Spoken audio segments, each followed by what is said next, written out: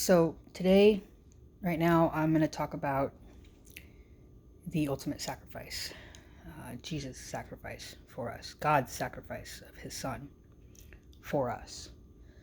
And what I'm being led to speak about right now is our inability at times to accept that sacrifice or accept ourselves worthy of that sacrifice, accepting that sacrifice is for us, all of us. And a lot of times I'll think, I'll believe, oh yeah, that sacrifice is for everybody, but I have a hard time accepting that it's for me. And I don't know if anyone else out there feels that way, but I think that when we think those thoughts, first of all, those are not of God, because remember, there is no shame in God's love. There is no shame in God's love. And that's what I've been having to repeat to myself over and over and over again in the mirror, when I'm walking, when I'm driving, when I'm cooking, when I'm cleaning. It's just, there's no shame in God's love. Every time a thought creeps into my head about I'm not good enough, I'm not worthy, I'm not doing enough, I'm not walking in God's will, I'm an asshole, whatever it is, I have to just say, there's no shame in God's love. There's no shame in God's love. Because Satan wants to keep us separated from that sacrifice, from accepting that. Remember, Satan's biggest goal is to keep us from communing with God, communing with Jesus. So he's going to say and do whatever he can to keep us from believing that sacrifice is for us as well. So, in our society today, we have this thing with successes and actions and being like accolades equating to us being good enough. And God is saying that's not his kingdom. That's not of his kingdom. We are made, if you want to say, we are made worthy through Christ's blood, through his sacrifice, not through our worthiness or our deeds or our actions that we could ever, because we could never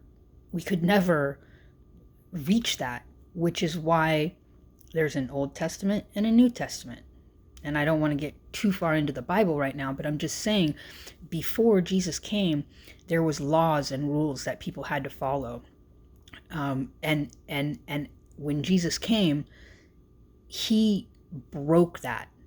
He broke that necessity. It was no longer necessary to follow the laws like that said you can't eat this or that, and you have to be, there was no animal sacrifices required anymore. Jesus took that on himself for us. God sacrificed his son so that we could be made right with God in the spiritual realms. And what I think it's important to remember is that this world is only temporary. This world is only temporary. A big purpose for all of us in this world, as we're walking this world, one of the main purposes, if not the most important purpose, is to get to know God. Get to know God. To love God. Because once you love God, you're going to love others. That's natural.